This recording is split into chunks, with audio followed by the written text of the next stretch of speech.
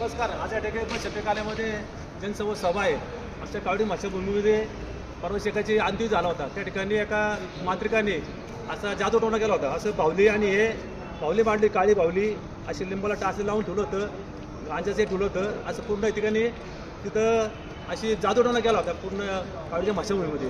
तिथे वारंवार मी विनंती केली तर कॅमेरा लावा, ते कॅमेरा लावत नाही. त्यामुळे आज बस शेतकऱ्याला जाऊन सभा आहे. त्यामुळे या ठिकाणी आज मी या ठिकाणी हे लिंबू हा उतार ठेवत आहे. आणि या मापाला काही जागेत नाही, पण तेव्हा सांगून जमतो मी काही बाहुली आणि हे सगळं शेतकऱ्यामध्ये आणलेले मी. आता ना अधिकाऱ्यांना जाग येईल, कारण त्यांना भूत लागलं पाहिजे. आणि हे जर तो काम करत नाही, कारण प्रत्येक वेळेस मी मागणी करतो ते कॅमेरा लावत नाही. किंवा एखादा मर्डर झाला, मुंबईत जाळली तर काय करणार ती माता भगिनी आमच्या ओमी शिंदेची बहीण होती. त्यांनी असा उतारा मांडला की त्या कुटुंबाला फार त्रास झालेला आहे. त्या ठिकाणी काय अशी वारं घटना घडते, कोणी पण जादूटोणा करतं कावडीच्या मत्स्यभूमीमध्ये. तिचं लवकर कॅमेरा लागले नाही.